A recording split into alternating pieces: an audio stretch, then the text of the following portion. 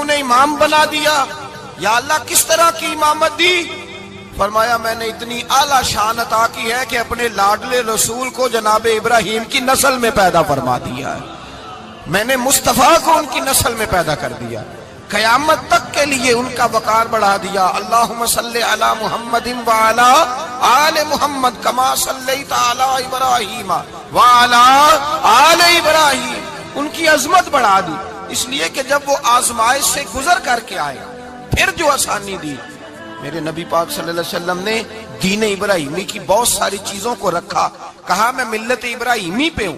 جب کوئی مشکلات کو عبور کر کے آتا ہے، جب کوئی تکلیفیں سہ کر کے آتا ہے، اس کے لیے جو اجر ہوتا ہے، اس کے لیے جو پھر اللہ کتنی ذرا بڑی توجہ کیجئے گا.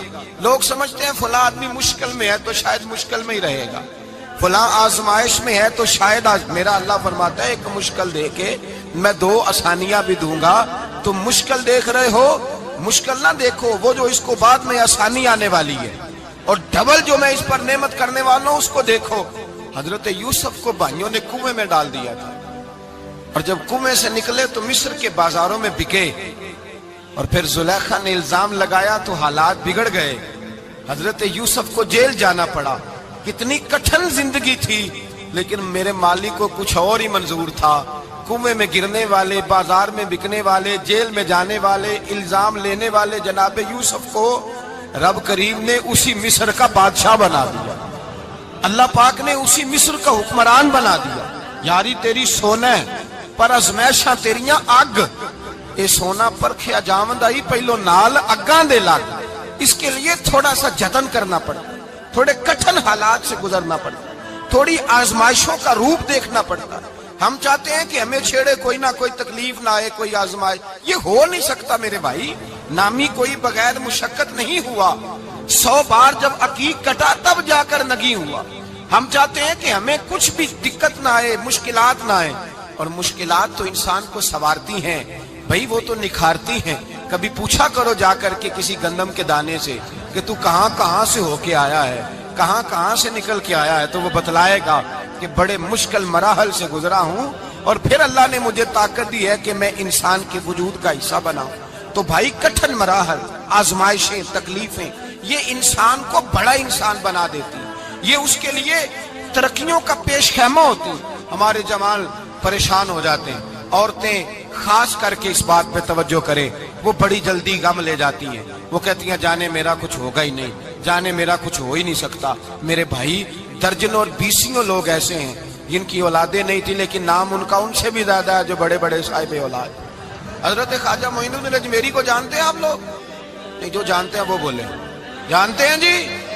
لو جی کافی سارے جانتے ہیں، تھوڑے جی رہ گئے نا. جانتے ہیں نا خواجہ صاحب کو؟ ان کے کسی بیٹے کو جانتے ہوں؟ نہیں جانتے، نہیں جانتے، نہیں جانتے آپ ان کے بیٹے کو. حضرت خواجہ معین الدین اجمیری رحمت اللہ تعالیٰ علیہ کے بیٹے کو نہیں جانتے، لیکن ویسے آپ ہندوستان میں کسی آدمی کو چھیڑ کے دیکھیں وہ کہے گا میں خواجہ صاحب کا روحانی بیٹا ہوں، میں اولاد.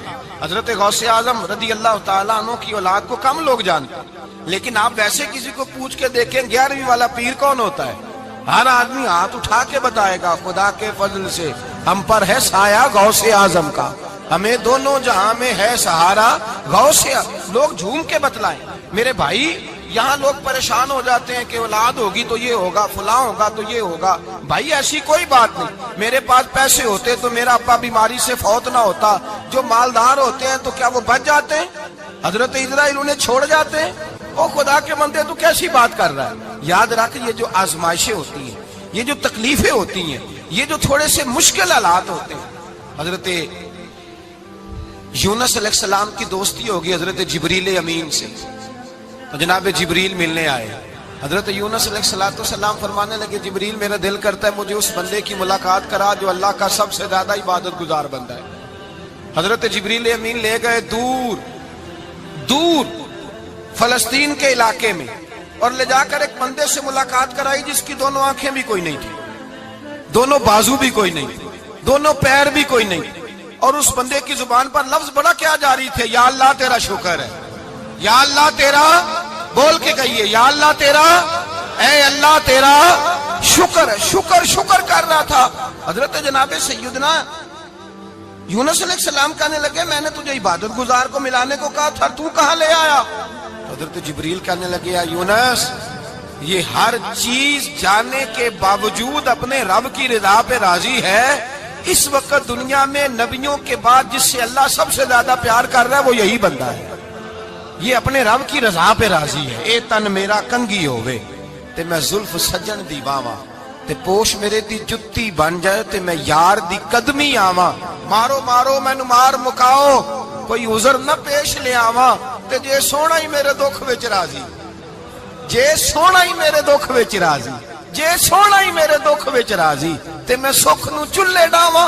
माना कि जब इस हाल में राजी है तो बस ठीक हो गया, ठीक हो गया। वसल अच्छा है ना फिराक अच्छा है, बस जिस हाल में महबूब रखे वही हाल अच्छा है। बस जिस हाल में उन्होंने रखा बात ठीक हो गई। इसमें अब इंसान शिकवा करते फिरे कि ये किस तरह है, वो किस तरह, अपने आप को मुतमईन रखा। मुश्किल के बाद जो आसानी आल, हजरत लुकमान हकीम, उनके नाम पर कुरान मजीद की पूरी सूरत है। हजरत लुकमान हकीम अलैहिर्रहमा, आप अपने बेटे को नसीहत कर रहे थे, कहने लगे बेटा को मुश्किल आए तो घबराना नहीं, कोई मुश्किल आए तो करे बेटों को समझ आ जाए कि मुश्किल आए तो, समझ आ रही है बात की, मुश्किल आए तो। और क्या खूबसूरत जुमले, बेटे को बिठा के कहते हैं बेटा छोटी मुश्किल आएगी तो अल्लाह बड़ी मुश्किलात आसान कर देगा।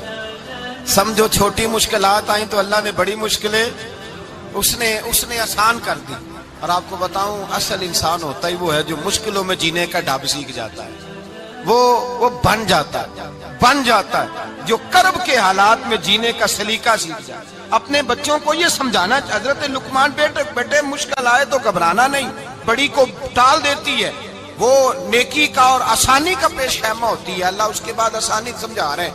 कुछ दिनों के बाद कहने लगे आओ फला अल्लाह के नबी की मुलाकात को चले, फला नबी अलैहिस्सलाम से मिलने चलते हैं। उस जमाने में जो नबी थे उनसे मिलने चले गए। बेटे को बात याद थी, घोड़े पे बैठे, इमाम इब्ने जौजी ने इसको लिखा है, घोड़े पे बैठे थे दोनों के पास घोड़े थे। अब रास्ता बहुत ज्यादा था, खाना साथ ले लिया, पानी साथ ले लिया, रास्ता लंबा था, सहरा का इलाका था। जब जाने लगे तो इतनी सख्त गर्मी हुई कि घोड़े भी बेहोश होने लगे। अचानक ऐसी गर्म लू चली कि घोड़े भी। अब दोनों बाप बेटा जो थे वो बड़ी जोश में थे कि जाना ही जाना है। घोड़े से उतर करके पैदल चलने लगे। अब पैदल चलते चलते जरा आगे गए तो अब गर्मी में जितना बंदा पैदल चलता है उतना प्यास भी ज्यादा लगती है, तो पानी पीते रहे, खाना खाते रहे, खाना पानी भी खत्म हो गया। थोड़ा आगे चले ना, इस कदर तकलीफ बढ़ी कि हजरत जनाबे लुकमान के बेटे के पैर के अंदर एक हड्डी पेवस्त हो गई। इतनी बड़ी हड्डी थी वो अंदर ही चली गई, पैर खून के फवारे गिरने लगे, बेटा बेहोश हो गया। हजरत लुकमान उसके सराहने बैठे तो बेटा था ना, आंखों में आंसू आ गए। बेटे ने आंख खोली तो कहने लगा अब्बा जी आप तो सब्र करने वाले हैं, आप रो रहे हैं। फरमाया बेटे मैं क्या करूं, मेरे सीने में जो दिल है वो एक बाप का दिल है। तो बाप जो हुआ तेरा, तेरी दुख पर रोना आया। बड़ी मुश्किल से दांत के साथ हड्डी निकाली, हड्डी निकली तो खून भी चला। साहब ज्यादा कहने लगा हुजूर आपने तो कहा था हर मुश्किल के बाद आसानी होती है, और छोटी मुश्किल देख के अल्लाह बड़ी से बचा लेता है, तो हम तो अच्छे काम चले थे, मुश्किल पे मुश्किल, मुश्किल पे मुश्किल, ये क्या है? हजरत लुकमान कहने लगे बेटा ना तू रब की हिकमतों को जानता है ना पूरी तरह मैं जानता हूं, लेकिन जो मैंने कहा था वो बात सच्ची है। फइन्ना मअल उसरि युसरन इन्ना मअल उसरि युसरा। अल्लाह हर मुश्किल के बाद आसानी अता फरमाएगा, और फरमाया मेरा ईमान है कि जरूर अता फरमाएगा। ये बात कह रहे थे कि सामने से धुआं उठा, इतना सख्त धुआं उठा कि आपने सोचा शायद वहां बादिया वहां जाते। वहां चलने लगे तो पीछे से किसी ने आवाज दी ठहर जाओ, रुको। वहीं रुक गए। थोड़ी देर गुजरी तो कहा रुक जाओ। जब रुके तो एक बोलने वाला बोला, कहने लगा तुम्हारे लिए थोड़ी देर के बाद जानवरों का बंदोबस्त कर दिया जाएगा, खाने का भी बंदोबस्त हो जाएगा, बच्चे का पैर भी सही हो जाएगा, चले जाना, लेकिन जरा ठहरो। हजरत लुकमान कहने लगे बोलने वाले तू कौन है? तो कहने लगे मैं अल्लाह का फरिश्ता हूं, मैं अल्लाह का फरिश्ता हूं। कहा अल्लाह के फरिश्ते और ये सारा कुछ क्या है? तो फरिश्ता कहने लगा असल बात यह है कि सामने बस्ती पर मुझे अजाब नाज़िल करने का हुक्म मिला था, आप बड़ी तेजी से आ रहे थे, मैंने रब से दुआ की कि अल्लाह इस बाप बेटे की गलती कोई नहीं, मेहरबानी फरमा, رب نے پہلے آپ کو صحرا میں الجھایا، پھر میری دعا کی برکت سے آپ کے گھوڑے ٹھہر گئے، پھر میری دعا کی برکت سے آپ کا پانی ختم ہوا، پھر میری دعا کی برکت سے آپ کے بیٹے کو زخم آیا، پھر میری دعا کی برکت سے سامنے سے دھواں اٹھا۔ فرمایا یہ جو تمہیں مشکل پہ مشکل آ رہی تھی، یہ تو میرا رب تمہیں عذاب سے بچانا چاہ رہا تھا۔ یہ جو تمہیں مشکل پر مشکل آ رہی تھی تو میرا مالک تمہیں عذاب سے بچا رہا تھا، تم سمجھ نہیں رہے تھے۔ حضرت لقمان نے بیٹے کی طرف دیکھا تو بیٹے کہنے لگے ابا جی بات بالکل سچی ہے، افضل الذکر لا الہ الا لا الہ الا، اور پھر پڑھنے لگے حسبنا اللہ و نعم الوکیل نعم المولا و نعم النصیر۔ یہ ورد ہونے لگے۔ بھائی جب تجھے مشکل آتی ہے، آزمائش آتی ہے، تو اس وقت سمجھتا ہے پتہ نہیں میرے ساتھ کیا بننے لگا ہے۔ اللہ تبارک و تعالیٰ چھوٹی مشکل دے کے تجھے بڑی سے محفوظ رکھتا ہے، چھوٹی بیماری دے کے تجھے بڑی سے محفوظ رکھتا ہے۔ بلکہ میں ایک دفعہ ایک تکلیف میں، ایک آزمائش میں مبتلا ہو گیا، تو میں نے اپنے حضرت سے کہا کہ حضور سارے دکھ کٹھے ہی آ گئے، کیا کیا جائے؟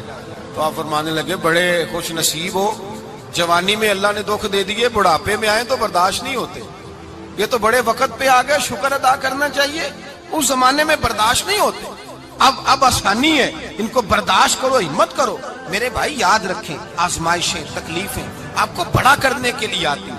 ہم آزمائش کو برا جانتے ہیں، دکھ کو برا جانتے ہیں، دکھ تو بڑے پیارے ہوتے ہیں، یہ رونے کا سلیقہ سکھاتے ہیں، یہ اللہ کو منانے کا طریقہ سکھاتے ہیں، یہ مسجد میں جانے کا۔ وہ جو سکھی بندہ ہے نا، سکھی، مجھے ایک صاحب کہنے لگے دو قسم کے لوگ مدینے سے آتے، مدینہ شریف پوچھنے لگے، کہنے لگے حضرت جی دو قسم کے بندے ہیں، کچھ واپس جاتے ہوئے تڑپ رہے ہیں، کچھ تصویریں کھینچ رہے ہیں رخصتی کے وقت، فرق کیا ہے؟ تو میں نے کہا وہ جو تصویریں کھینچ رہا ہے وہ امیر آدمی ہے، اسے پتا ہے کہ میں پھر ٹکٹ لے لوں گا، مہینے کے بعد پھر آ جاؤں گا، اور یہ مدینہ چھوڑتے ہوئے تڑپ رہا ہے، یہ کوئی غریب ہے، یہ کہہ رہا ہے پتہ نہیں دوبارہ موقع ملے کہ نہ ملے، یہ دکھی ہے، یہ آزمائش میں دکھی۔ سکھی بندہ تو مکے جا کے نہیں روتا، وہاں بھی کھڑا ہے، ڈٹ کے کھڑا، دکھی کوئی نہیں تو روئے کیسے؟ روئے کیسے؟ دکھیے دی گل دکھیا ہی جانے، دکھیے دی گل، کیا خوبصورت لفظ ہے میاں صاحب کی، اور لفظوں میں حسن دیکھے کہنے لگے دکھیے دی گل اے دکھیا ہی جانے تے سکھیے نو کی خبراں، تے یار جنہاں دے موت نے مارے روندے نہیں تک تک قبراں۔ یہ مشکل مرحلہ ہوتا ہے، جب انسان تکلیف میں ہوتا ہے پھر اسے احساس ہوتا ہے، اور تکلیف والے کو ہی تکلیف والے کی تکلیف کا احساس ہوتا ہے۔ جب آپ کو اللہ مشکل دیتا ہے تو سمجھ لیں رب آسانی دینا چاہ رہا ہے، جب تیز دھوپ آتی ہے تو سمجھ لیں اللہ گرم ہوا گزار کے ٹھنڈی بارش برسانا چاہ رہا ہے، اور جب چاروں طرف سے گھٹن ہو، پنجابی میں کہتے ہیں گما لگ جائے، تو پھر سارے بول کے کہتے ہیں اب جو طوفان آئے گا وہ سخت ہی آئے گا، اس لیے کہ گھٹن جتنی زیادہ ہوتی ہے پھر فضل بھی اتنا۔ جن لوگوں نے تکلیفیں زیادہ سہی تھی رب نے عزتیں بھی زیادہ ہی عطا فرمائی، جن لوگوں نے تکلیفیں زیادہ سہی نا انہیں اللہ نے درجہ بھی۔ حضرت بلال حبشی نے بڑی تکلیف سہی، مارا کرتا تھا امیہ، بڑا مارتے تھے، اتنا مارتے تھے کہ موٹے، آپ نے کبھی دیکھے ہیں دیہاتوں میں موٹے موٹے پائے ہوتے تھے، چار پائیوں کے، موٹے موٹے پان کی چار پائیاں اور بڑی چار پائیاں کافر بچھا کے بیٹھ جاتے، اور حضرت بلال حبشی کے پیر ان کے نیچے رکھ دیتے، ہاتھ ان کے نیچے رکھ دیتے، آگ لوہا گرم کر کے اس کے اوپر ننگے بدن لٹا دیتے۔ مکے نے بڑی آزمائشیں دیکھی، پھر اسی مکے نے، مدینے نے عجیب رنگ دیکھا کہ میرے نبی معراج سے واپس آئے، اور حضور نے عظمت دی، فرمایا بلال یار تیرا بڑا مقام ہے، تو مدینے میں چل رہا تھا اور میں جنت میں تیرے قدموں کی آواز سن رہا تھا، کتنا تیرا مقام ہے، کتنا تیرا درجہ ہے، میں وہاں تیرے چلنے کی آواز سن رہا تھا۔ حضرت ابو بکر صدیق رضی اللہ تعالیٰ عنہ نے اس زمانے میں حضور کی نوکری کی جب دوسرا جانثار کوئی نہیں تھا، سارے لوگ تانے دیتے، کہتے ابو بکر تو اکیلا ہی سیاںا ہے، سارا مکہ مخالفت کرتا ہے، تو جان ہی نہیں چھوڑتا، سارا زمانہ مخالفت کرتا۔ ابو بکر صدیق نے مال بھی دیا، جان بھی دی، شہزادی حضرت عائشہ بھی دی حضور کی خدمت میں، ہر چیز لٹا دی۔ دنیا کو پتا اس دن چلا جس دن میرے رسول پاک صلی اللہ علیہ وسلم مسجد نبی میں بیٹھے تھے، درجنوں صحابہ تھے، حضور نے فرمایا ابو دردہ کو تو بلاؤ۔ جناب ابو دردہ حاضر ہوئے تو کہتے ہیں حضور کا چہرہ دیکھا تو ناراضگی ہے چہرے پہ، میں نے دیکھتے ہی کہا حضور آپ مجھ سے ناراض ہیں؟ حضور نے فرمایا ہاں میں ناراض ہوں۔ جب یہ لفظ کہے تو میں کانپنے لگا، حضور ناراض ہو گئے۔ میں نے کہا یا رسول اللہ میری غلطی۔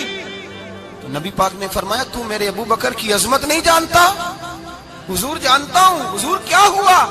نبی پاک نے فرمایا کل تو گلی میں گزر رہا تھا، ابو بکر بھی گزر رہا تھا، تو نے سوچا ہی نہیں تو میرے ابو بکر کے آگے آگے چل رہا تھا؟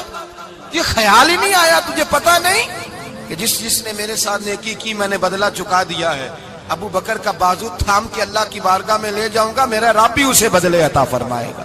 یہ عظمت، یہ شان، یہ بلندی اور رفعت مشکلات سے گزرنے کے بعد ملی۔ میرے نبی پاک صلی اللہ تعالی علیہ وسلم کے ساتھ مولا کائنات شیر خدا حضرت علی نے 9 سال کی عمر سے وفات شروع کی، اور تا دم آخری حضرت علی نے وفا کی مصطفیٰ سے۔ کٹھن مراحل سے گزرے، کٹھن مراحل سے۔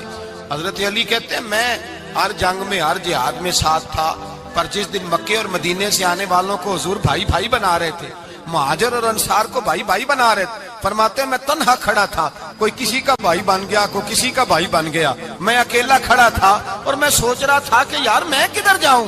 کہتے ہیں میں اس حد تک آیا کہ میرے آنسو بہنے لگے، لیکن میری مشکلات کو آسانی تب ملی جب مدینے کے چاند دھیرے سے اٹھے، میرے قریب آئے، میرا بازو تھاما اور فرمایا علی باقی سارے بھائی بھائی بن گئے ہیں، انت اخی فی الدنیا والآخرہ، تو میرا بھائی ہے، دنیا میں بھی میرا بھائی ہے، قیامت کے دن بھی میرا بھائی ہے۔ حضور نے اعزاز دیا، اور غدیر خم کے موقع پر حضرت علی کا بازو تھام کے کھڑا کر کے حضور نے فرمایا من کنت مولا ہوں فہذا علی مولا، فرمایا جس کا میں مولا ہوں اس کے علی بھی مولا ہے۔ محبوب پاک سید عالم صلی اللہ علیہ وسلم نے جن لوگوں نے مشکلات برداشت کی، پھر ان کو اعزاز ملا، ان کو درجے ملے، ان کے لیے جو آسانی۔ حضرت عثمان غنی نے صحابہ میں سب سے زیادہ مظلومیت کاٹی، سب سے زیادہ مظلومیت۔ 40 دن پانی بند رہا، کھانا بند رہا، تکلیف اور آزمائش کا وقت ہوا۔ امام جلال الدین سیوطی رحمت اللہ تعالی علیہ الحاویل الفتاوی میں لکھتے ہیں، کہتے ہیں جب حضرت عثمان غنی پر کھانا اور پانی بند تھا، ایک شام حضرت عبداللہ بن سلام ملنے گئے۔ اس شام، اس صبح جس شام حضرت سیدنا عثمان غنی شہید ہوئے، جناب عبداللہ ابن سلام کہنے لگے عثمان تیرا کیا حال ہے، کس پوزیشن میں ہے؟ تو کہتے ہیں جناب عثمان غنی کہنے لگے عبداللہ آج میں بڑا سکھ میں ہوں۔ کہا 40 دن بیت گئے، کھانا نہیں آیا، پانی نہیں آیا، تو آج کیوں سکھی ہو؟ فرمانے لگے آج مدینے کی سامنے والی گلی میں میں نے مصطفیٰ کا دیدار کیا ہے، اور نبی پاک صلی اللہ علیہ وسلم نے فرمایا عثمان اگر تو کہے تو تیرے لیے پانی کا بندوبست کر دیا جائے، تیری مشکل آسان ہو جائے، اور اگر تو کہے تو تیرے لیے وہ آسانی کی جائے کہ آج تو میرے پاس آ کے روزہ افطار کر لے۔ تو حضرت عثمان غنی کہنے لگے میں نے مصطفیٰ سے عرض کیا حضور مجھے یہاں کا سکھ نہیں چاہیے، مجھے وہ آسانی چاہیے جو آپ کے پاس افطار سے ملے گی۔ فرمانے لگے آج میں رخصت ہو جاؤں گا، افطار رسول اللہ کے پاس کروں گا۔ حضرت عبداللہ ابن سلام فرماتے ہیں پھر اس شام حضرت عثمان شہید ہو گئے۔ لوگ کہنے لگے عثمان شہید ہو گئے، اور میں کہنے لگا نہیں، انہوں نے جا کے نبی پاک کے دسترخوان پہ روزہ افطار کر لیا ہے، روزہ افطار۔ بھائی پھر بعد میں جو آسانی ملی ان لوگوں، جو ان لوگوں کو درجات نصیب ہوئے، کٹھن۔ حضرت عبداللہ مزنی حضور کے غلام تھے، قبیلہ مزن کے رہنے والے، والد فوت ہو گئے، چچا نے پالا تھا، اسلام قبول کر لیا۔ جس آدمی میں حوصلہ پیدا ہو جائے نا، ساری دنیا اسی کی ہے، اس کا سب سے گزارا ہو جاتا ہے۔ وہ میرے کارواں ہے،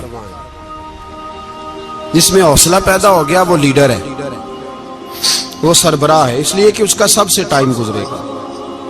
اور جو آدمی حوصلہ نہیں پیدا کرتا، صبر نہیں کرتا، اس کا تو ماں باپ سے وقت نہیں گزرتا، اپنے بال بچوں سے اختلاف ہو جاتا ہے، اپنے سگے بہن بھائی ان کے ساتھ۔ اس کی وجہ کیا ہے کہ حوصلہ نہیں، صبر نہیں، راضی بالرضا نہیں۔ جو آدمی سمجھ لینا اللہ میرا رب ہے اور میرے حق میں جو کرے گا بہتر ہی کرے گا، وہ آزاد ہو گیا، وہ آزاد۔ جیم جان دا کچھ وسا نہیں ہوں، جان یار نو دے تے شاد ہو جا، اس سے دل دے ہیں فساد سارے، دل دلبر نو دے تے آزاد ہو جا، تے جے وہ رکھے آباد تے رو وسدا، تے جدوں کرے برباد برباد ہو جا۔ وزن نہیں بنتا شعر کا، لیکن میں کئی دفعہ کہا کرتا ہوں جے وہ رکھے آباد تے رو واسدہ جدوں کرے برباد تے چپ کر کے برباد ہو جا. اس میں لقمہ نہ دے، بحث نہ کر، یہ بھی نہ کہہ دیکھو جی میں نے کتنی، نہ چپ کر کے برباد ہو، بس ختم. اور ایک شاعر نے بڑی زبردست بات کہی تھی، نے کمال کر دیا. شعر سمجھ میں آ گیا تب بھی ٹھیک ہے، نام بھی آیا تو شعر پھر بھی بڑا ٹھیک ہے، شعر پھر بھی بڑا ٹھیک ہے. اس نے کہا تھا تو اگر عشق میں برباد نہیں ہو سکتا تو جا، پھر تجھے کوئی سبق یاد نہیں ہو سکتا، پھر تو ناکام ہے زندگی میں، پھر تو الف بے بھی نہیں یاد ہوگا. تو اگر عشق میں برباد نہیں ہو سکتا تو جا، پھر تجھے کوئی سبق یاد نہیں ہو سکتا، پھر تو فارغ ہے. تو عزیزو یاد رکھو، صبر، حوصلہ، دانائی یہ آپ کو بڑا کرے گی. میرے رسول پاک صلی اللہ تعالی علیہ وسلم کو اللہ نے سمندروں سے بڑا حوصلہ عطا فرمایا تھا، سمندروں سے بڑا. سمندروں سے بڑا مشکل ہوتا ہے بیٹی کے قاتل سے صلح کرنا، بڑا مشکل ہوتا ہے، بڑا مشکل ہوتا ہے کانٹے بچھانے والوں کے رستوں میں پھول بچھانا. اور بھائی یہ بڑا ہی مشکل ہے، بڑا جنہوں نے پتھر برسائے ہوں، مکے سے نکالا ہو، ان کے گلے میں پھولوں کے ہار ڈالنا. پر سلام اس پر کہ جس نے دشمنوں کو بھی قبائیں دیں، سلام اس پر کہ جس نے گالیاں سن کر دعائیں دی. تو حضور نے حلم کا مظاہرہ کیا، تدبر، صبر ایک تدبیر ہے. یہ آپ کو سیاںہ کر دے.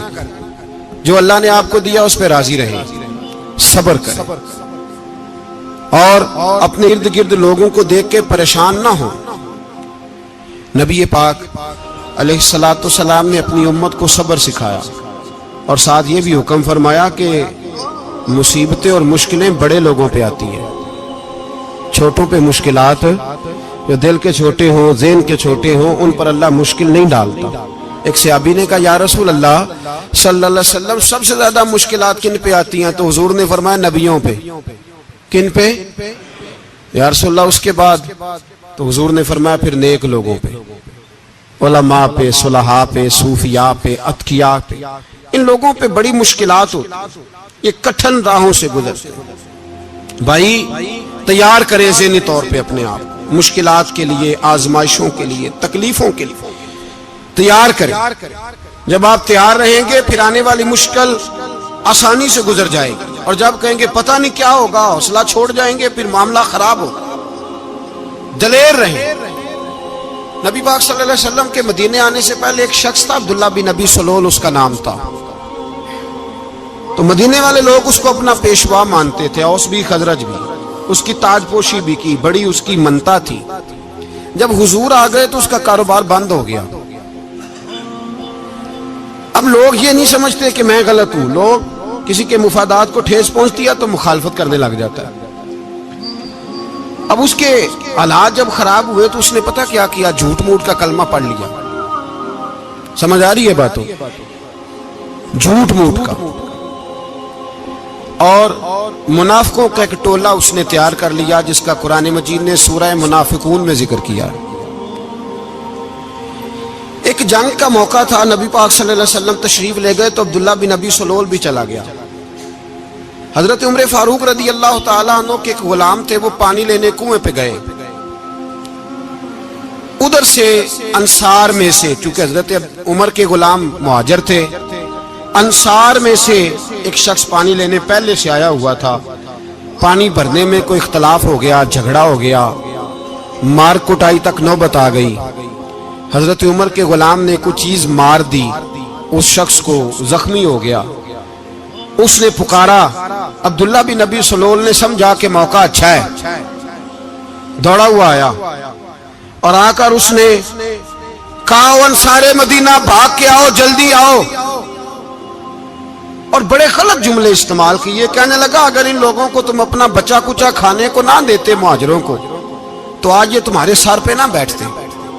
معاذ اللہ، ایسی باتوں پہ کہا کریں. بولے یہ روزمرہ کی گفتگو میں عادت بنائیں، کوئی ایسی بات کرنی ہو تو معاذ اللہ استغفر اللہ کہہ کے کرنی چاہیے.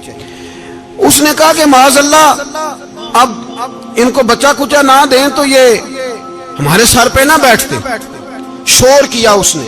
ہمارے ہاں بھی سیانے بندے پنچایت کے لوگ وہ کہتے ہیں تو اس برادری کے بچے سے ہی مار کھا ہے, پتہ ہی نہیں چلا, جا اسے مار کے آ, سر پھاڑا, یہ کر, پھوڑ دے اس کا سر, اور دیکھ میں دیکھ لوں گا بعد میں جو ہوگا.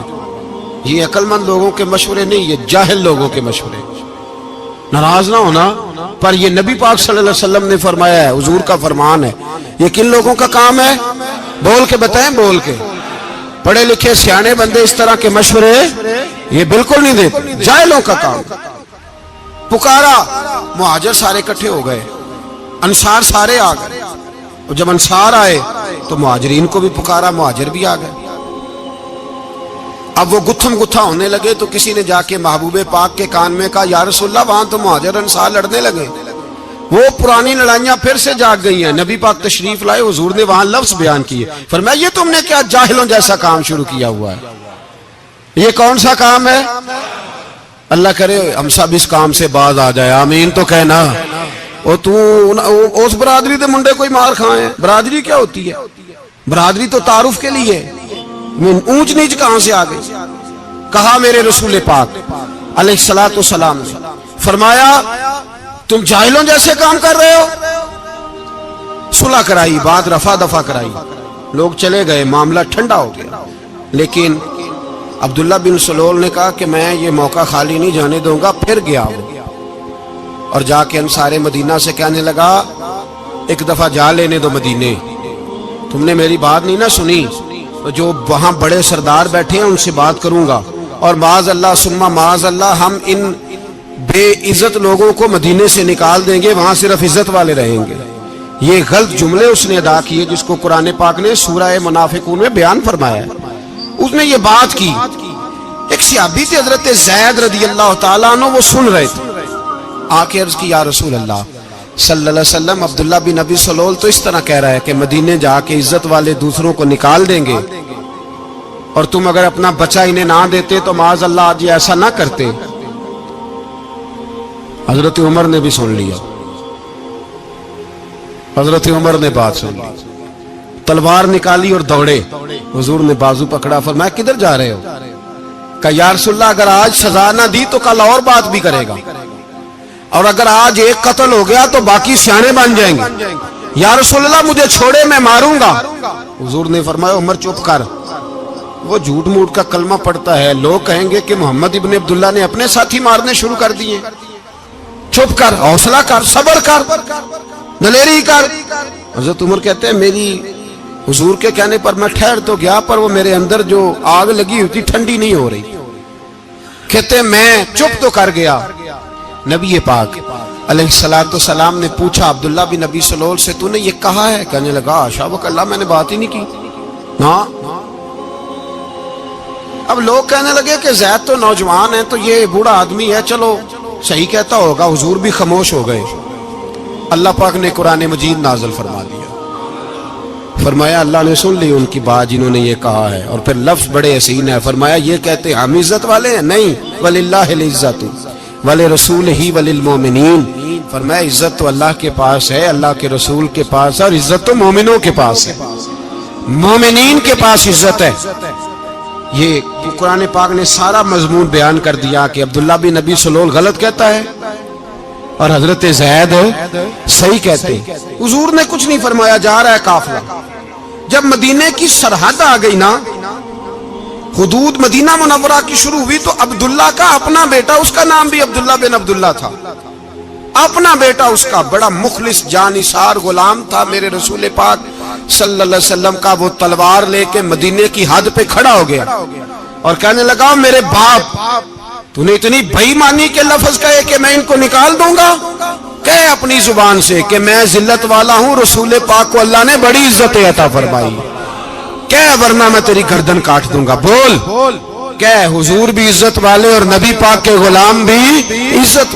کہے اپنی زبان سے, کہے میرے رب کا یہ فرمان ہے وَرَفَعْنَا لَكَ ذِكْرَكَ, حبیب میں خود تیرے لیے تیری شانوں کو بلند فرما دوں گا.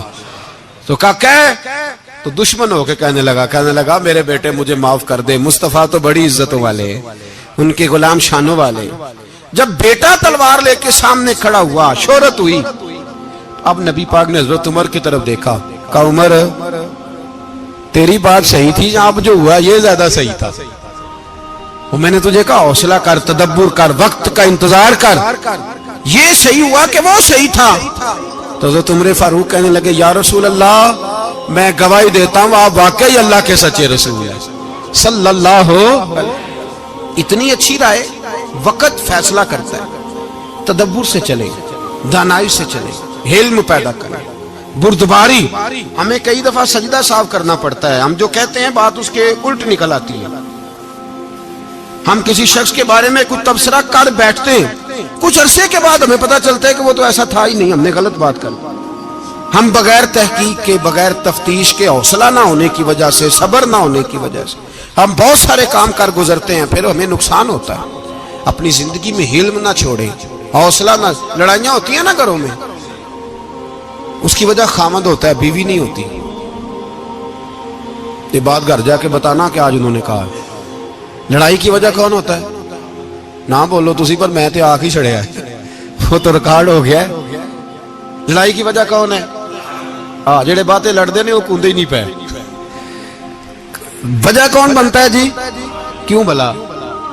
اس لیے کہ نبی پاک صلی اللہ علیہ وسلم نے فرمایا عورت کی اگر آدھی ہے تو تیری تو پوری ہے نا، جس کا مطلب ہے لڑائی اگر بچ سکتی تھی تو مرد کی وجہ سے بچ سکتی تھی، گھر میں امن ہو سکتا تھا۔ کہتے ہیں یہ بڑی بیوقوف ہے، میری سنتی نہیں۔ تو میں نے کہا جو اس سے بحث کر رہا ہے وہ سیانا ہے؟ بولیں، جو بحث کر رہا ہے وہ عقل مند ہے؟ بندہ تو چلو تھا وہ دانشور، شیکسپیئر، باتیں بعض اوقات اس کی کچھ ایسی ہیں۔ اس سے کسی نے پوچھا تھا عورتوں سے کون جیت سکتا ہے بحث میں، تو اس نے کہا تھا وہ جو ان سے بحث نہ کرے، جو ان سے بحث ہے۔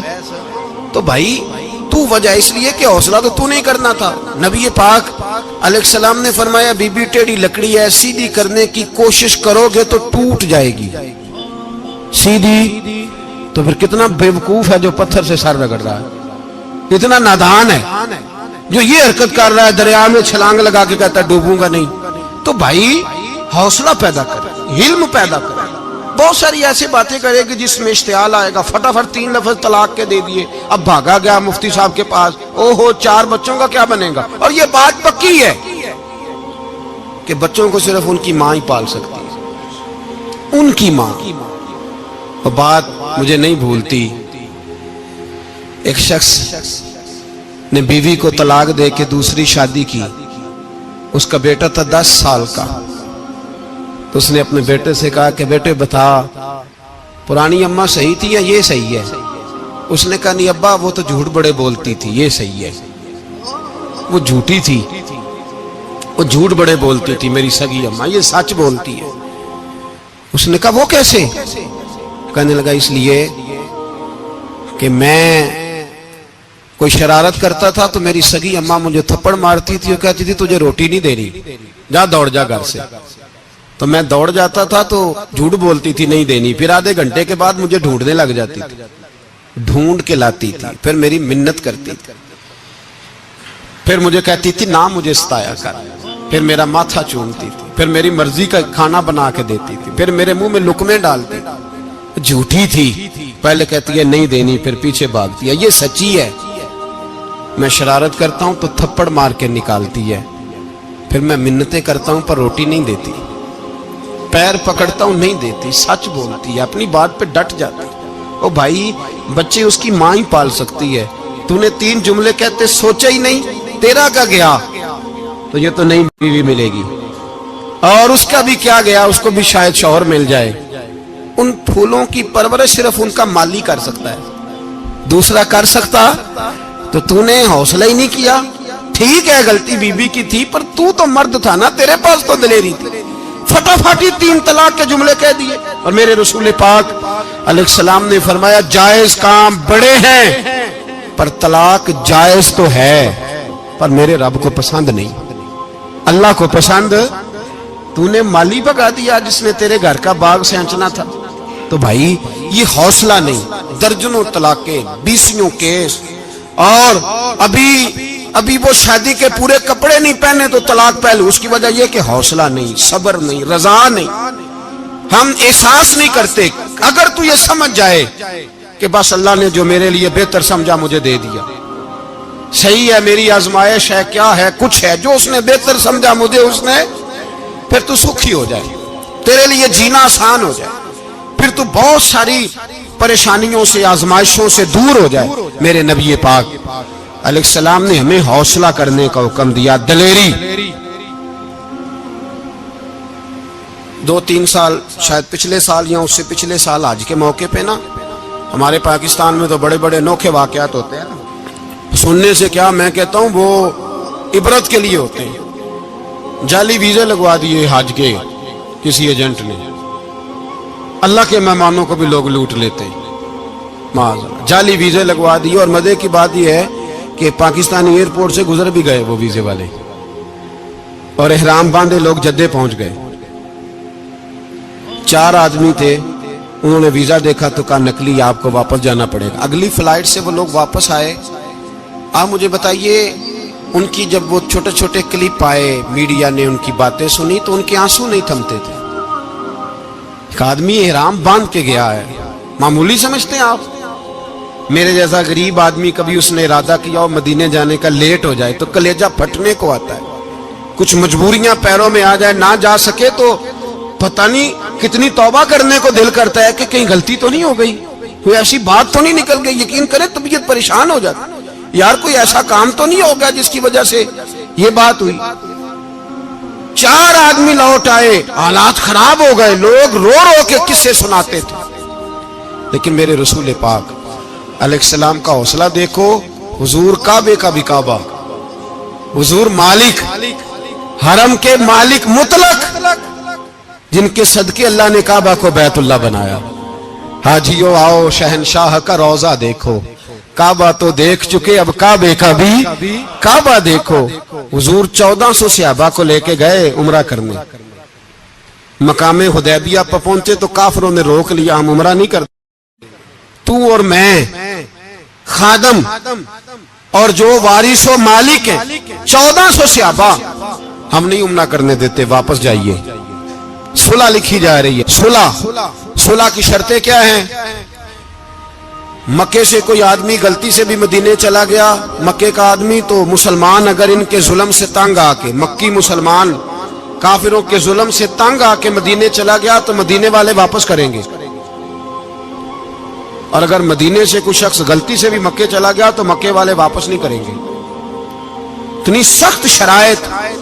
حضرت عمر غصے سے کانپنے لگے, صحابہ پریشان ہیں, پر میرے رسول پاک نے صبر دکھایا, حوصلہ, تدبر. یہ تدبیر ہے, صبر ایک بہترین تدبیر ہے, اگر کوئی اپنائے تو بہترین طریقہ ہے. حضور نے فرمایا ہمیں منظور ہے, صلح کرو. اور اتنا سخت حکم ہے, کہنے لگے 1400 احرام والے واپس جائیں, بعد میں آنا, اس وقت نہیں عمرہ کرنے دیں گے. میرے نبی پاک علیہ السلام, مجھے بتاؤ, مجھے اور آپ کو دکھ ہوتا ہے تیاری ہو تو پروگرام رہ جائے, تو اگر احرام باندھا ہو اور اللہ کے رسول نے بندھوایا ہو تو حضور واپس لوٹنے لگے تو کتنی تکلیف کی بات ہے. حضور نے فرمایا چلو آئندہ آئیں گے. معاہدہ لکھا جا رہا ہے, حضرت علی معاہدہ لکھ رہے ہیں. لکھو محمد الرسول اللہ صلی اللہ علیہ, محمد الرسول اللہ صلی اللہ علیہ وسلم اور قریش مکہ کے بیچ معاہدہ. یہ تحریر لکھی جا رہی تھی تو ابو سفیان بول پڑا, کہنے لگا جی ہم محمد الرسول اللہ نہیں نکلنے دیں گے معاذ اللہ, یہی تو ہمارا جھگڑا ہے. اگر آپ کو رسول اللہ مان لیا تو پیچھے رہ کیا گیا, محمد ابن عبداللہ لکھے. حضور نے حضرت علی سے فرمایا رسول اللہ کاٹ کے محمد ابن عبداللہ لکھو. حضرت علی لکھ رہے تھے, محمد رسول اللہ لکھا تھا, فرمایا رسول اللہ کاٹ کے محمد ابن عبداللہ لکھو. تو حضرت علی کہنے لگے حضور مجھے یہ لفظ کاٹنا نہیں آتا, حضور مجھے یہ لفظ کاٹنا. کسی صحابی نے اعتراض نہیں کیا کہ لکھنا آتا تھا, کہا مجھے کاٹنا. حضور نے دوبارہ کہا علی کاٹ دو. یا رسول اللہ مجھے یہ لفظ کاٹنا نہیں آتا. میرے حبیب نے تیسری دفعہ کہا علی کاٹو. تو شیر خدا نے قلم چھوڑا, ہاتھ باندھے اور کھڑے ہو کہنے لگے محبوبہ مجھے تیرے قصیدے لکھنے آتے ہیں, کاٹنے کوئی نہیں آتے, میں مجبور ہوں, مجھ سے نہیں ہوتا. کوشش کرتا ہوں نہ قلم اٹھتا ہے نہ ہاتھ چلتا ہے. میرے حبیب پاک نے قلم پکڑا اور لفظ رسول اللہ خود کاٹ کے محمد ابن عبداللہ کرایا. بھائی وقت گزر گیا, صلح ہو گئی. یہ تدبر, یہ حوصلہ, یہ تدبیر میرے نبی نے فرمائی. اب تو 1400 کو مکے نے نہ داخل ہونے دیا, لیکن 1 سال ہی گزرا, تھوڑا ہی وقت گزرا, میرے رسول پاک 10,000 کو لے کے مکے میں داخل ہو گئے. 10,000. اس نے فائدہ دیا. حکمت کیا تھی, تدبر کیا تھا؟ قریش روز لڑائی کرنے آ جاتے تھے, تبلیغ ہی نہیں کرنے دیتے تھے. ان سے صلح ہو گئی تو نبی پاک نے کیسر کو خط لکھا, کیسر روم کو, ہرکل کو. دور دراز تبلیغ پھیل گئی, مسلمان 100,000 سے زیادہ ہو گئے. ان کی طرف سے اب وہ لڑائی بند ہو گئی. میرے حبیب پاک علیہ السلام کے حوصلے نے کمال دکھایا, اس تدبیر نے فائدہ دیا امت مسلمہ کو. 10,000 کا لشکر لے کے حضور کعبے میں داخل ہوئے. کل جو ابو سفیان کہتے تھے نا محمد رسول اللہ لکھنے نہیں دوں گا, آج وہ خود کہہ رہے تھے اشہد ان لا الہ الا اللہ واشہد ان محمد رسول اللہ صلی اللہ علیہ. کل جو کہہ رہے تھے کہ میں یہ لفظ نہیں لکھنے دوں گا, آج ابو سفیان کی حویلی میں لاکھوں لوگ, ہزاروں لوگ بیٹھے تھے اور سارے کہہ رہے تھے محمد الرسول اللہ, محمد الرسول اللہ, محمد الرسول اللہ صلی اللہ علیہ وسلم. میرے محبوب کی تدبر نے, فقاہت نے, اور پھر کمال ہوا. 1400 کہاں اور 1,44,000 کہاں, 1400 کہاں اور 1,44,000. 1400 کو نہیں جانے دیا عمرہ کرنے, میرے رسول پاک 1,44,000 کو لے کے حج کرنے چلے گئے. حضور نے حج کیا, ہر طرف لبیک لبیک کی صدائیں بلند ہوئی. یہ میرے نبی پاک کا تدبر ہے, حوصلہ ہے. اگر وقتی طور پہ حوصلہ کر جاؤ گے, دلیری کر جاؤ گے, آنے والا وقت آسان ہو جائے. حوصلہ نہیں, صبر نہیں, سکون نہیں, 2-4 باتیں, یہاں تک کہ لوگ ابا جی کی بات برداشت نہیں کرتے, ایسے جملے کہہ دیتے ہیں جو دوبارہ پلٹ کے نہیں آتے. ماں کو لفظ نہیں بولتے, باپ کی روح تک چھلنی کر دیتے ہیں وہ جملے. لیکن لوگ اس وقت حوصلہ کرنے, اور ہم پنجابی لوگوں نے تو گنجائش ہی بڑی دے دی ہے. کہتے ہیں بچہ ہے جے, ایک ہی ہے, ایک بھی حوصلہ کرے کی ہے ماشاءاللہ. تو اگر جوان ہو گیا تو کہتے ہیں گرم خون ہے, مکہ کب. اگر بوڑھا ہو گیا تو کہتے ہیں بوڑھوں میں حوصلہ نہیں ہوتا, نہ بچے میں نہ تو کس میں حوصلہ ہوگا؟ بولے کسی میں بھی نہیں. چھٹی سب کو فتویٰ مل گیا نا, یہ بچہ ہے جی, ابھی یہ تو بچہ ہے, آپ تو سیانے بیانے ہیں, یہ بچہ ہے. کمال ہو گئی ہے بھائی, کیا مطلب ہے بچہ ہے؟ بچے کو سارا پتہ ہے, ہر چیز اسے آتی ہے, حوصلہ کرنا ہی نہیں آتا. اور پھر کہہ دیا وہ تو گرم خون ہے. وہ کیا بات کرتے ہو, گرم خون؟ ابے کے گلے پڑ گیا گرم خون, اس کو کھڑا کرو نا ایس پی کے سامنے اور اس کو کہو مار تھپڑ اس کے منہ پہ, تیرے گرم خون کا پتہ چلے. غریب کے یہ گلے پڑ گیا, اس کو کھڑا کرو ایس او کے سامنے, پھر پتہ چلے گا خون کتنا گرم ہے. وہاں بالکل چپ ہے, بالکل خاموش ہے. اور گرم خون اس کا صرف اماں کے لیے, جلال صرف رہ گیا اگر غریب گھر کی بیٹی بیاہ کے لایا تو صرف اس کے لیے. کوئی ایسی بات نہیں. ہم بڑے سیانے, ہمارا غصہ بڑا سمجھدار ہے, ہمارا وہ گرم خون بڑا سیانا ہے. وہ جہاں دیکھتا ہے کہ معاملہ ہلکا ہے تو وہاں وہ گرم خون جلال میں, اور جہاں دیکھتا ہے کہ سامنے والا تگڑا ہے تو وہاں وہ گرم خون فوراً ٹھنڈا ہو جاتا ہے. حوصلہ پیدا کریں. زندگی حوصلے مند لوگ جیتے, جو حوصلے مند نہیں ہوتے وہ تو زندگی کا 1 سال لطف سے نہیں جی پاتے. حوصلہ کریں, مسکرائیں. میرے نبی پاک صلی اللہ تعالی علیہ وسلم نے نا عثمان بن طلحہ, کعبے کی چابی ان کے پاس ہوتی تھی. تو حضور نے ایک دن فرمایا عثمان, اچھا یہ نہیں تھا کہ عثمان خاص لوگوں کو چابی کعبہ کھول کے دکھاتے تھے, بلکہ ان کو قریش کی جانب سے یہ حکم تھا کہ جو بھی تجھے کہے تو نے کعبے کا دروازہ کھول دینا. نبی پاک علیہ الصلوۃ والسلام نے نا ہجرت سے 2-4 دن پہلے کہا کہ عثمان ذرا چابی دو, میں نے کعبہ اندر سے دیکھنا ہے. بڑے ٹھنڈے دل سے ذرا سننا, ادھر دیکھو میری طرف, ادھر دیکھیے گا ذرا میرے بھائی. میں نے ایک بندے سے کہا یار پانی کی بوتل دینا دکاندار سے. ایک ہے, اس نے کہہ دیا نہیں میرے پاس. اس بات کا کوئی غصہ؟ بولیے اور اگر وہ کہے سارے زمانے کو ملے گی آپ کو نہیں دینی، پھر بولیں میرا خیال ہے چپ کر کے ہنس کے آ جائیں گے، سوال ہی نہیں پیدا ہوتا۔ ہم کہیں گے مجھے نہیں نہ دینی، تو نے تو دکان اٹھا یہاں سے، بند کر اسے، کیا مطلب ہے سب کو دینی ہے تجھے نہیں دینی، کیا معنی ہے اس کا؟ لے کے جاؤں گا، جھگڑا ہوگا، بحث کریں گے۔ عثمان بن طلحہ سے حضور نے فرمایا دروازہ کھولو، کعبہ دیکھنا ہے۔ عثمان کہنے لگا میں ساری دنیا کو دکھاؤں گا، آپ کو نہیں دکھاؤں گا۔ کتنی سخت بات ہے، پر قربان جائیں رسول اللہ کے حوصلے پہ صلی اللہ علیہ۔ عثمان کہتے ہیں میں نے یہ بات کی تو نبی پاک مسکرانے لگے، اور میں اچھا نہیں دینی، تو حضور نے نا مسکرا کے اور میری کمر پہ تھپکی دی، فرمایا اچھا یاد رکھنا یہ چابی میں تجھ سے لے لوں گا، اور جس کو میرا دل کرے گا میں اس کو دوں گا۔ عثمان کہتے ہیں روز رات کو نبی پاک کے یہ جملے میرے کانوں میں گونجا کرتے تھے، گونجتے تھے کہ حضور نے فرمایا۔ کہتے ہیں جس دن پتا چلا نا نبی پاک 10,000 کا لشکر لے کے آ رہے ہیں، تو ابو سفیان میٹنگیں کر رہے تھے، مکے کے سارے سردار تیاری کر رہے تھے، اور میرے کانوں میں ایک ہی لفظ تھا کہ حضور نے فرمایا میں چابی لے لوں گا، پھر جس کو میں چاہوں گا اسے دوں گا۔ عثمان کہتے ہیں حد ہو گئی، وقت گزر گیا، حضور آ گئے، طواف فرمایا، اور طواف کے بعد میرے نبی پاک علیہ السلام نے فرمایا بلاؤ نا ذرا عثمان کو۔ عثمان کہتے ہیں میں چابی لے کے آیا تو دوسرا جملہ کوئی نہیں۔ ساڑھے نا کوئی بندہ مشورہ دے وہ نہ منیے تے جے کام مونج ہو جائے نا، جن جو نے مشورہ دیتا سی وہ نال ہی غوث پاک بن جاتا ہے، تینوں آکھیا سی نا فوراً ہی داتا علی اجمیری ہو جاتا ہے۔ وہ کہتے تین پتہ نہیں میں کٹا ولی اللہ، تینوں میں آکھیا سی میں انج نہ کر، اور بندہ پریشان ہوتا ہے کام الٹ ہو گیا، اور لاگوں آکھی جاتا ویکھو جی میں تے تانوں پہلو ہی آکھیا سی جی۔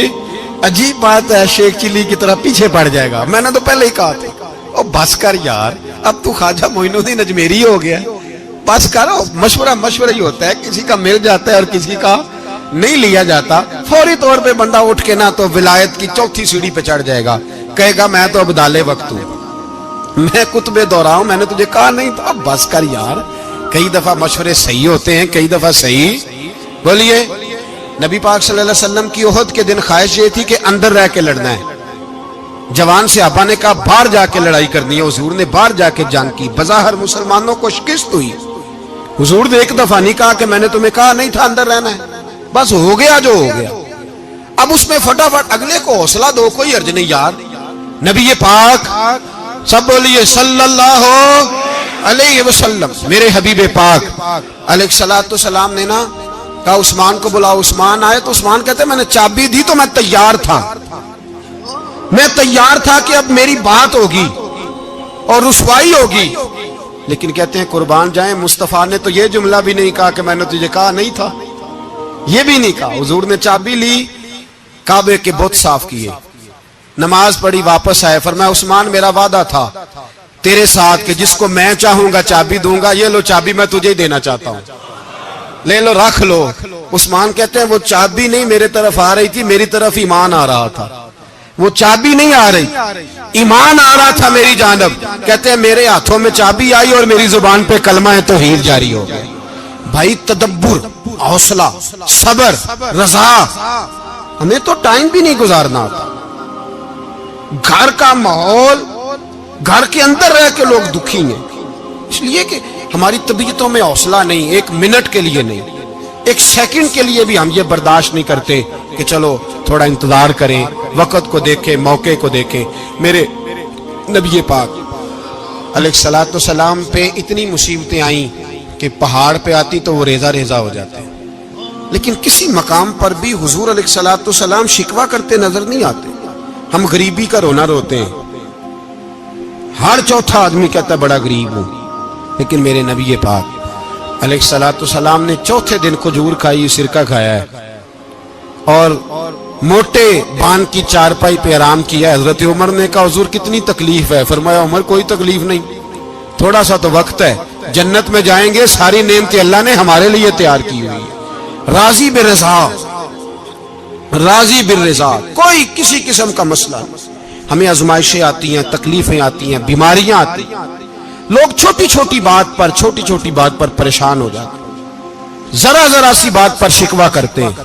میرے رسول پاک علیہ السلام نے فرمایا جب میرا رب کسی کو بیمار کرتا ہے تو 2 فرشتوں کو بھیجتا ہے، جاؤ میرے بندے کی تیمارداری کر کے آؤ۔ اللہ اکبر، خود رب بھیجتا ہے، جاؤ میرے بندے کی۔ تو مجھے بتائیے جب اللہ بھیجے تو پھر تندرست خوش نصیب ہوا کہ بیمار؟ جی تندرست پھر خوش نصیب کون ہوا؟ میرے نبی پاک صلی اللہ علیہ وسلم نے فرمایا رب 2 فرشتے بھیجتا ہے، فرماتا ہے پتہ کر کے آؤ میرے بندے کا اس کا کیا حال ہے، حالانکہ اللہ سارا ہی جانتا ہے۔ فرشتے آتے ہیں، واپس جاتے ہیں، رب کریم پوچھتے ہیں بتاؤ میرا بندہ کیا کہتا تھا؟ اللہ تجھے سارا ہی پتا ہے، پر ہم سے پوچھتے تو بتا دیتے ہیں، وہ یہ کہتا تھا کہ میں اپنی رب کی رضا پہ بڑا ہی راضی ہوں، وہ تیری حمد کر رہا تھا، تیری تعریف کر رہا تھا، تیرا شکر کر رہا تھا، تیرے لیے کلمات حمد بیان کر رہا تھا۔ تو میرے نبی پاک علیہ السلام فرماتے ہیں، اللہ فرشتوں سے فرماتا ہے سنو پھر اگر میں اپنے بندے کو اس بیماری میں شفا دوں گا تو اس تندرستی سے زیادہ اچھی تندرستی دوں گا جو پہلے اسے عطا کی ہوئی تھی، پہلے سے اچھی صحت دوں گا، اور اگر اسے اس بیماری میں موت دوں گا تو پھر مرتے ہی اس کے لیے میں جنت کا فیصلہ فرما دوں گا۔ بھائی جب تو راضی بالرضا رہتا ہے، راضی بالرضا، بڑی سادی سی بات ہے بھائی، آپ گھر گئے روٹی مانگی تو اگر کسی نے کہا نا کہ اتنی تھکاوٹ ہے ٹائم پہ آیا کریں اس وقت، تو روٹی تو وہ بھی مل گئی پر اس میں لذت، وہ سکون نہیں، وہ سکون نہیں۔ میری اماں جی سالن پکا کے رکھ لیتی تھی تو روٹی جب بھی کوئی مانگتا تھا تو تازی بنا کے دیتی تھی، ان کی طبیعت تھی۔ تو میں اکثر ان سے کہتا کہ اماں جی پکا کے رکھ دیا کرو، تو کہتے تمہیں خوشی نہیں ہوتی جب تمہاری اماں تازی پکا کے دیتی ہے؟ خوشی ہوتی ہے، طبیعت میں خوشی ہوتی ہے۔ ان کا مزاج تھا، ذوق تھا، تو ہم سمجھتے تھے یار یہ بڑی سعادت کی بات۔ تو آپ گھر گئے رات کو تو گھر والوں سے کہا روٹی، تو فوراً اٹھے، فوراً، اور انہوں نے کھانا تازہ بنایا اور ساتھ یہ بھی کہا باہر سے نہ کھایا کرے بندہ بیمار ہو جاتا ہے۔ کتنی ٹھنڈک پہنچتی آدمی کے دل کو، سکون ملتا۔ تو بھائی بیماری تو آپ نے کاٹ لی، لیکن ساتھ کہو ہو بڑا بیمار ہوں، میں نے تو اتنے گناہ بھی نہیں کیے، ظلم بھی نہیں کیا، کسی کو کچھ بھی، اب بیماری تب بھی کٹ گئی۔ پر بڑی آزمائش، مریض ڈاکٹر کے گلے پڑ رہا، اس کے لواحقین جھگڑے کر رہے، بیماری وہ بھی کٹ گئی۔ اور ایک بیمار وہ ہے جو چارپائی پہ لیٹا ہے اور کہتا ہے جس طرح میرا اللہ راضی اسی طرح میں بھی راضی، تو بیماری اس کی بھی کٹ گئی۔ حضرت یونس علی نبینا علیہ الصلوۃ والسلام نے ایک دن حضرت جبریل امین ملنے آئے تو جناب یونس علیہ السلام کہنے لگے اے جبریل، اللہ کے نیک بندوں میں جو اللہ کو اس وقت سب سے زیادہ پسند ہے نبیوں کے بعد، توجہ کرنا بات پر، جو سب سے زیادہ اللہ کو پسند ہے نبیوں کے بعد ولیوں میں، اور سب سے زیادہ اللہ جس کو اللہ کی بارگاہ میں عبادت گزار لکھا جاتا ہے، میری اس بندے سے ملاقات کرا۔ تو حضرت جبریل نے جناب یونس علیہ السلام کو ساتھ لیا تو ایک شخص کے پاس پہنچے جو آنکھوں سے اندھا تھا، دونوں ہاتھ اس کے سلامت نہیں تھے اور پورے جسم میں پیپ جاری تھی، ریشہ تھا۔ جب جا کے السلام علیکم کہا نا حضرت یونس نے، اس نے وعلیکم السلام کے بعد پہلا لفظ پتہ کیا کہا؟ اس نے کہا یا اللہ تیرا شکر ہے، یا اللہ تیرا، آپ بھی ادا کریں اللہ کا شکر، یا اللہ تیرا، اللہ تیرا شکر ہے۔ تو حضرت یونس علیہ السلام کہنے لگے تو شروع سے اس طرح کا ہے، نابینا بھی اور ہاتھوں سے معذور بھی اور سارا جسم شروع سے؟ تو بڑے ہی خوبصورت لفظ اس بیمار نے کہے، کہنے لگے نہیں حضور میں بالکل ٹھیک ٹھاک تھا، جب تک میرے رب نے چاہا کہ یہ دنیا کو دیکھے تو تب تک اس نے مجھے آنکھیں دیں، اور جب اس نے چاہا کہ اب اس کا دیکھنا بہتر نہیں تو اس نے واپس لے لی۔ تو یا اللہ تیرا شکر ہے، اللہ تیرا شکر ہے۔ پھر کہا جب تک اس نے چاہا کہ میرے ہاتھ رہے تب تک رہے، جب اس نے چاہا کہ میرے لیے بہتر نہیں تو اس نے لے لیے، تو یا اللہ تیرا شکر ہے۔ جب تک اس نے چاہا کہ میرا جسم صحیح و سلامت رہے تو رہا، اور جب اس نے چاہا کہ میرے لیے بہتر نہیں تو مجھے بیمار کر دیا، تو یا اللہ تیرا شکر ہے۔ تو حضرت یونس علیہ السلام کہنے لگے جبریل واقعہ یہ اللہ کا سب سے زیادہ شکر گزار بندہ ہے، سب سے زیادہ عبادت گزار بندہ ہے، سب سے زیادہ۔ میرے نبی پاک علیہ السلام نے فرمایا میرا مومن ہر حال میں نفع میں ہے، نعمت ملے تو شکر کر کے نفع، مصیبت آئے تو صبر کر کے نفع. اپنی زندگی میں تحمل، بردباری، علم پیدا کرے، حوصلہ پیدا کرے. ہر آنے جانے والے شخص کے مزاج کے مطابق اسے نہ ملے، اپنا مزاج صحیح رکھے، اپنی طبیعت کے مطابق اپنے ماحول کو برقرار رکھیں. علم کے ساتھ گزارا کرو گے تو رشتہ داروں سے بھی بنی رہے گی، دوستوں سے بھی بنی رہے گی، ہر ایک سے تعلق رہے گا. اور اگر آپ کے اندر یہ حوصلہ نہیں تو پھر سارے معاملات پریشانی کا شکار ہو جائیں گے. یہ تو آج کا مضمون تھا. ہمیں نا لوگ مشورہ دیتے ہیں، کہتے ہیں پیر صاحب درویشوں کو سیاست کی بات نہیں کرنی چاہیے. دیتے ہیں نا مشورہ لوگ؟ جی تھوڑا تھوڑا بول دیں، تھوڑا تھوڑا دیتے ہیں نا. اگرچہ ہم ان کی بات نہیں مانتے، اس لیے کہ اقبال نے کہا تھا جدا ہو دی سیاست سے تو رہ جاتی ہے چنگیزی. جدا ہو دی سیاست سے تو، اور پہلا فکرہ یہ ہے کہ جلال بادشاہی ہو یا جمہوری تماشا ہو، جدا ہو دین سیاست سے تو رہ جاتی ہے. اس نے کہا جب سیاست اور دین علیحدہ علیحدہ ہوتے ہیں تو چنگیز خان اور ہلاکو خان پیدا ہوتے ہیں. سیاست جب تک مسجد کے اندر رہتی ہے تب تک پاک صاف رہتی ہے، وہ گندی ہوتی تب ہے جب مسجد سے نکل جاتی ہے. حضرت علی کے زمانے تک مسجد میں رہی، پاک صاف رہی. یزید باہر لے گیا تو گندی ہو گئی. حضرت عمر بن عبدالعزیز دوبارہ مسجد میں لے آئے تو پھر پاک ہو گئی. لیکن پھر بھی ایک ساتھی نے مجھے کہا تو اس کی بات میں، سب کی باتیں نہیں مانتا، اس کی بات میری سمجھ میں آئی. وہ کہنے لگا جی اصل بات یہ ہے کہ سیاسی تبصرے تجزیے ہم اخباروں میں ٹی وی پہ جا کے بیٹھے، جا کے بڑی مہربانی میری طرف دیکھیں، وہ ہم سنتے رہتے ہیں تو ہمارا دل کرتا ہے مسجد میں صرف ہم رسول اللہ کا پیار ہی سنیں. تو میں نے کہا یار تیری بات دل کو لگتی ہے، یہ بات صحیح ہے، چلو یہ نیت اچھی ہے، یہ تیرا نظریہ ٹھیک ہے، مان گئے. میں چلا گیا دکاندار کے پاس اور میں نے اس کو جا کے کہا کہ گاڑی کا انجن کھولو، اس طرح کرو، اس طرح. اس نے کہا مولانا آپ جا کے نا گھر تو فقہ کی کتاب کھولیں، اس لیے کہ گاڑی کے انجن کے بارے میں آپ کو معلومات، یا اگر آپ نے یہ کام کرنا ہے تو اس کو پڑھیں. کسی استاد کے پاس ورک شاپ پہ آئیں، آپ کے ہاتھوں کو، منہ کو، چہرے کو مٹی لگے، دھواں لگے، گریس لگے، پھر آپ کو پتہ چلے گا انجن کیسے کھلتا ہے. صحیح کہہ رہا ہوں؟ نہیں صحیح کہہ رہا؟ دعا گلاں تو یہاں کر چڑی جے. صحیح کہہ رہا ہوں جی؟ اگر مولوی کو اجازت نہیں سیاست کی بات کرنے کی، اور مولوی کو اجازت نہیں کہ انجن کی بات کرے، تو سیاستدان کو اجازت ہے دین کی بات کرنے کی. یہاں تو وہ آئے نا مدرسے میں پڑھے، پورا دین حاصل کرے، پھر وہ بولے تو پھر تو ٹھیک ہو گیا. لیکن جب اسے سورۃ اخلاص بھی سیدھی نہیں آتی تو فتوے دینے کی اس کو ضرورت ہے کوئی؟ بولے نا یار کیوں چھیڑتے ہیں سیاست؟ ہم نا پچھلے جمعے جلوس نکالنا چاہ رہے تھے ختم نبوت کی ترمیم کے حوالے سے.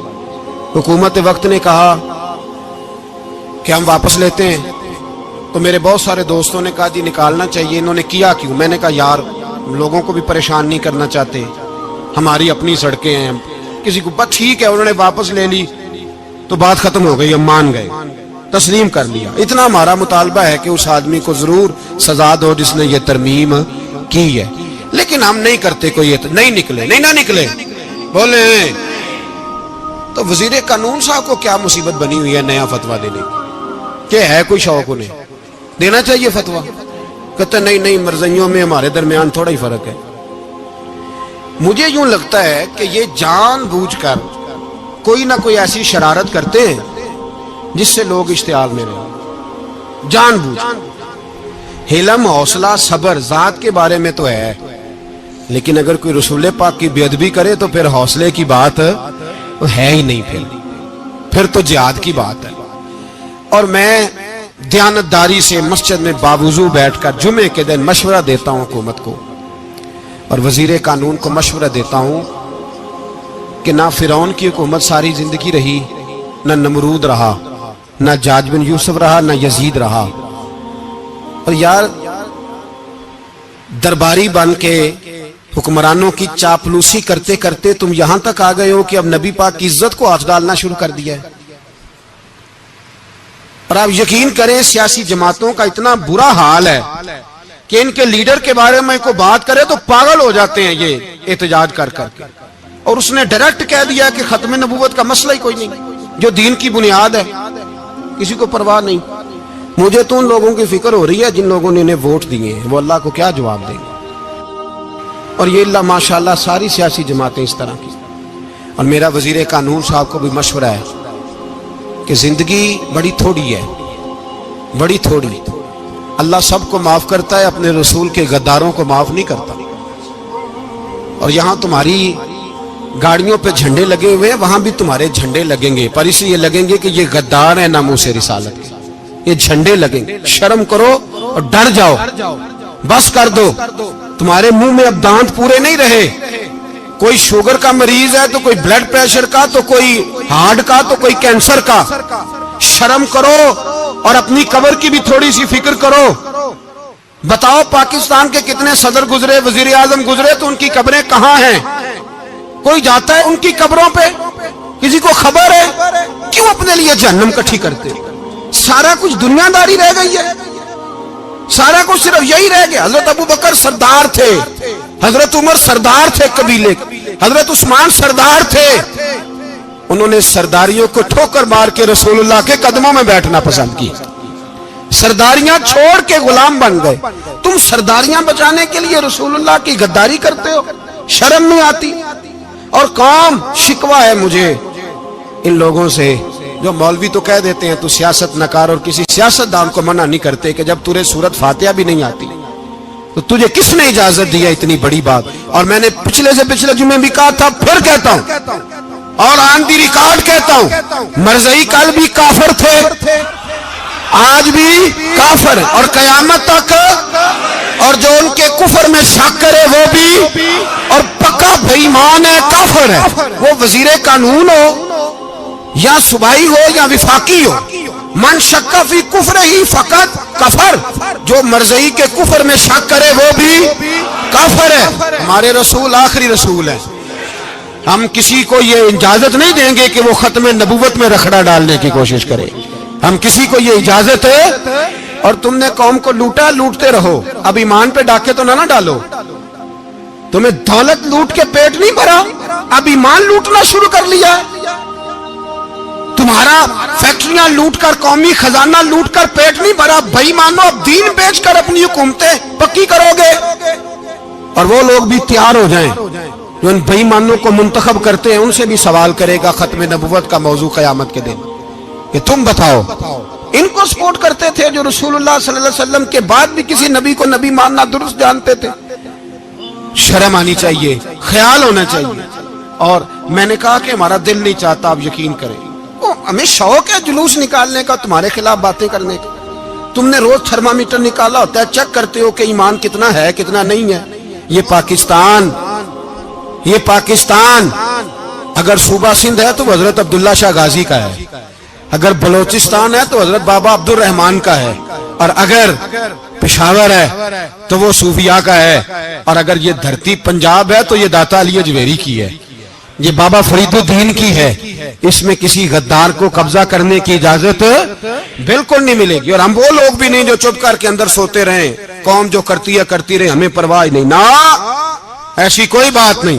कोई बंदा ना समझे कि इन्हें होश नहीं, इन्हें पता नहीं, हमें सारा कुछ ही आता है। फिर अगर कल को कोई मुमताज कादरी पैदा हो गया तो शिकवा ना करना। कल को कोई फिर से आमर चीमा निकल आया तो शिकायत ना करना, याद रखना।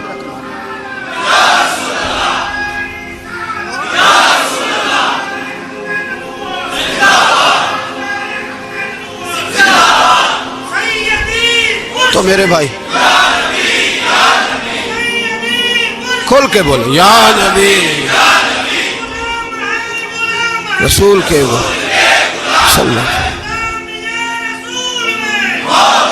तो ये मशवरा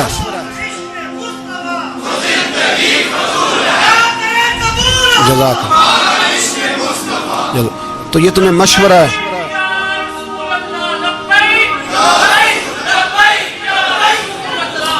मेरी बात सुनिए, याद रखें, ये लोग बाद में पछताते हैं, फिर मुनाजरे कराते फिरते हैं, उसने सही किया कि गलत किया, फिर इन्हें होश आती है बाद में, फिर इनके हवारे निकल निकल के मैदानों में दलीलें देते हैं। इसलिए हमारा मशवरा है इन्हें कि ये अपनी हद में रहें, और जो काम तुम्हारे जिम्मे, मैंने कहा ना तुमने बड़ा लूटा, ये कौम रोज तुम्हें मौका देती है लूटने का, موقع देती है तो तुमने दौलत लूट के पेट नहीं भरे, अब ईमान लूटने के चक्कर में आ गए हो। याद रखो, मुसलमान गुनाहगार हैं, गद्दार नहीं है। तुम्हें दौलत लूटने का तो शायद मौका मिल गया है, पर ईमान लूटने का मौका नहीं मिलेगा। तो इसलिए इसको लगाम दो। और वैसे भी कुत्ता जो पालतू होता है ना, उसको घर के अंदर संगली से बांध के रखना चाहिए। ये तुम्हारे बूट बूट चाटते हैं, भौंकते हैं, तुम्हारे हक में वजारतें लेते हैं। हमने तो कोई वजारत नहीं ली तुमसे, और ना हमें शौक है इसलिए कि मिंबरी क्या करनी है जिसको मिंबर रसूल अता कर दिया जाए। उसने क्या करनी है ये मिंबरियां जिसको पक्का पक्का मिंबर रसूल दे दिया जाए। तो इसलिए इससे बाहर आओ। मैंने कहा बड़े बड़े नमरूद, फिरौन, कारून दफन है, तुम्हारा भी नाम तक नहीं होगा, बिल्कुल नाम नहीं होगा। इसलिए हमारा मशवरा, और आप लोग भी आए ना ये अगले साल, तो इनको खड़ा करके पूछ लेना, इस्लामी जमहूरिया पाकिस्तान का तुमने MPM ने बनना है, पहला कलमा ही सही सुना दो। चलो खुदा का वास्ता यही बता दो कि तुम्हें नमाज भी ढब से आती है कि नहीं। और आपकी मौज है, आप बिठा लेते हैं सर पे, क्या करें, समझाने वाले मुफ्त गुनाहगार हो गए और बहकाने वाले सब तुम्हारे यार हो गए। इसलिए ये छेड़ते हैं जानबूझ के। और फिर जब कोई मुमताज कादरी अलैहि रहमा पैदा होते हैं, फिर इन्हें दुश्वारी होती है, फिर इनका जीना मुश्किल हो जाता है। ये मौका देते हैं, पता नहीं किसके एजेंडे पे अमल कर रहे हैं। मेरा सवाल ये है, मैंने पिछले जुमे फिर मेरा सवाल है कि मैं पूछता हूँ, इस आदमी को जरूरत क्या है खत्म नबूवत पर बात करने, जब उम्मत मुस्लिमा के मुतफिका फैसला है कि मरज़ई काफिर। असेंबली ने बिल पास कर दिया कि मरज़ई, उनको अक़लियत करार दे दिया। और जब से वो अक़लियत बने, ना हमने उनकी इबादत गाह जलाई, ना हमने उनको कब्रों से निकाला, ना हमने, बस ठीक है जैसे ईसाई रहते हैं, यहूदी से किस मुल्क में रहते हैं वो भी रहे, अक़लियत बन करे, कोई एतराज़। पर तुम उन्हें खींच खूंच के क्यों करीब करते हो? तुम्हारा क्या जराना है उनके साथ, बताओ तो सही। इन लोगों से इनको चाहिए अपने मुंह में लगाम डालें, और अगर नहीं डालेंगे फिर इंशाल्लाह डाली जाएगी, और बड़ी तगड़ी डलेगी, और फिर ऐसी डलेगी, ऐसी डलेगी। सलमान तासीर जब मरा था ना, तो 5-5 लाख रुपया मौलवियों को ऑफर की जनाजा पढ़ाओ, 5-5 लाख रुपया छोटे छोटे मौलवियों को। और दाता साहब की मस्जिद के खतीब भी सुबाई जो थे वो खतीब थे, मुलाजिम थे, उन्होंने कहा कि ईमान नहीं बेचना, निकालना नौकरी से तो निकाल दो। और बादशाही मस्जिद का मौलवी जिसका पता ही नहीं चलता, कभी किधर चला जाता है कभी किधर, यहां तो वो भी खड़ा हो गया, उसने कहा ना ईमान नहीं बेचना। गवर्नर हाउस की मस्जिद का इमाम कहने लगा कि बख्शा जाना ना जाना ये तो रहमत इलाही का मामला है, पर इतना गंदा जनाजा नहीं पढ़ना, इतना गंदा जनाजा नहीं हम पढ़ेंगे। मरने के बाद तुम्हारे जनाजे नहीं पढ़े जाते, तुम्हारी कब्रें खराब होती हैं, किधर है तुम्हारी दौलतें?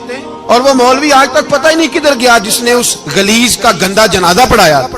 तो भाई अपनी कब्र अशर को, जब जहां तुम्हारे जनाजे नहीं पढ़े जा रहे तो वहां तुम्हारा क्या हाल होगा। इसलिए इन लोगों को चाहिए कि अपनी जिंदगी इस तरह गुजारें कि कुछ ना कुछ मुंह लेके सरवरे कायनात के पास चले जाएं, वरना ऐसा ना हो कि यहां भी फिटकार और वहां भी फिटकार। इसलिए हमारा मुतालबा है हुकूमत से कि शर्म करो, और ऐसे बेईमानों को, काले नाग जो तुमने भर्ती किए हुए, इनको निकालो।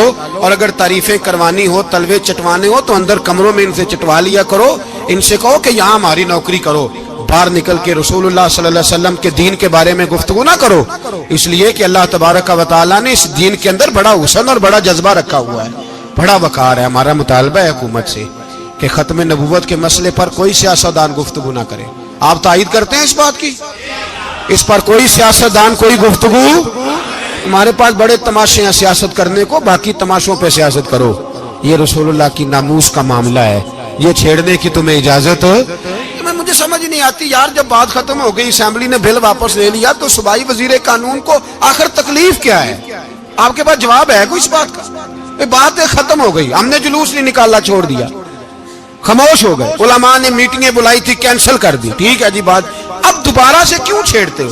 फिर कहते हैं एहतजाज होता है, शोर होता है। तुम खुद ऐसी हरकतें करते हो जिससे अफरा तफरी पैदा होती है। ये मुल्क रसूलुल्लाह के नाम पे बना है, और कयामत तक यहाँ वही होगा जो मेरे रसूल पाक सल्लल्लाहु अलैहि वसल्लम की रजा होगी। और नबी पाक के कानून के खिलाफ कोई कानून यहाँ चल सकता? अल्लाह हमें समझने की तौफीक अता फरमाए।